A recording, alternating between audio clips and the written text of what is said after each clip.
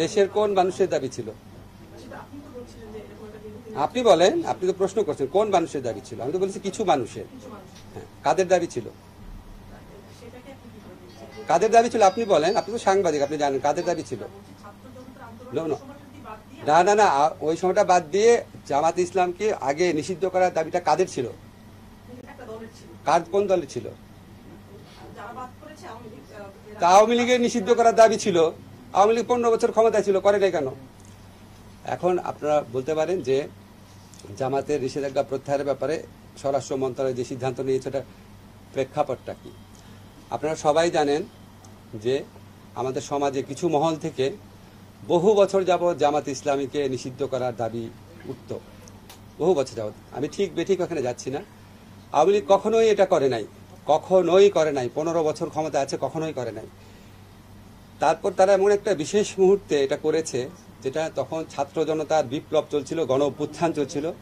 তারা এই ছাত্র জনতার গণ অভ্যুত্থানকে সন্ত্রাসী কর্মকাণ্ড, জামাত, বিএনপি, জঙ্গিদের সন্ত্রাস এইভাবে আখ্যায়িত করে এই আন্দোলনকে নির্মমভাবে দমন করার চেষ্টায় রত ছিল।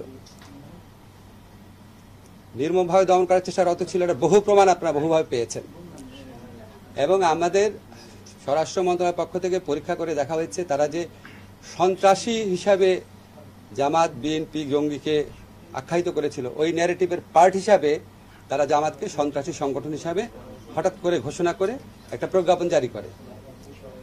আমরা তো আওয়ামী লীগ যে ছাত্র জনতার গণবিপ্লবকে সন্ত্রাসী কর্মকাণ্ড বলতে চেয়েছে, সেই ন্যারেটিভের পার্ট তো আমরা হতে পারি না। আমরা মনে করি আওয়ামী লীগ কোনো নীতিগত অবস্থান থেকে জামাতকে নিষিদ্ধ করে নাই। আওয়ামী লীগ রাজনৈতিক অপকৌশলের জন্য ছাত্র জনতার বিপ্লবকে নির্মমভাবে দমন করার জন্য এই ইস্যুটাকে এইভাবে ব্যবহার করেছিল। আমরা ছাত্র জনতার গণ অভ্যুত্থানে পরাজিত এবং প্রত্যাখ্যাত একটি দলের অন্যায় ন্যারেটিভের পার্ট হতে পারি না।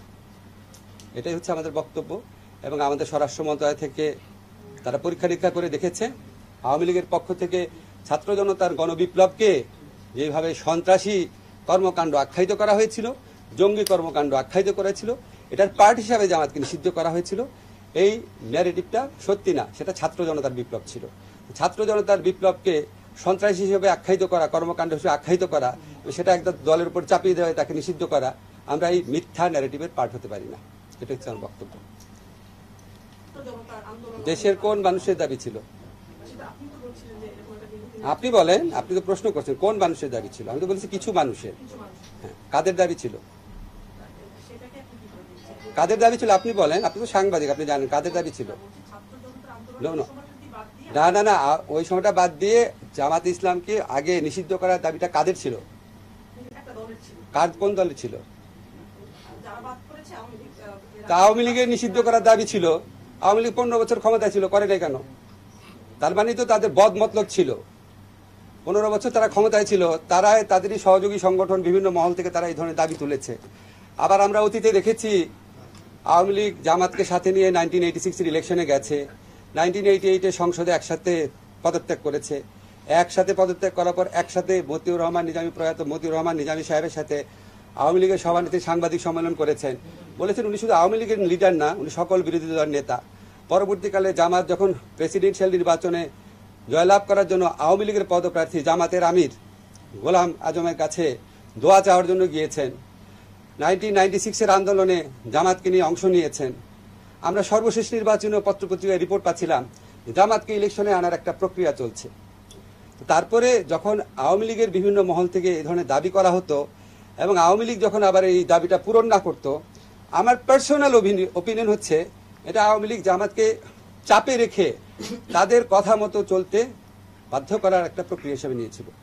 আওয়ামী লীগের রাষ্ট্রীয় ক্ষমতায় দোর্দণ্ড প্রতাপে ছিল, কখনোই নিষিদ্ধ করে নাই। যখন ছাত্র জনতার বিপ্লবে যখন আওয়ামী লীগের প্রায় পরাজিত এবং পরাভূত হওয়ার মতো অবস্থা হয়েছে, তখন আপনার এই পুরা বিপ্লবটাকে, পুরা অভ্যুত্থানটাকে সন্ত্রাসী কর্মকাণ্ড আখ্যায়িত করে অবাধে দমন নিপীড়ন চালানোর একটা পর্যায়ে জামাতকে নিষিদ্ধ করেছে।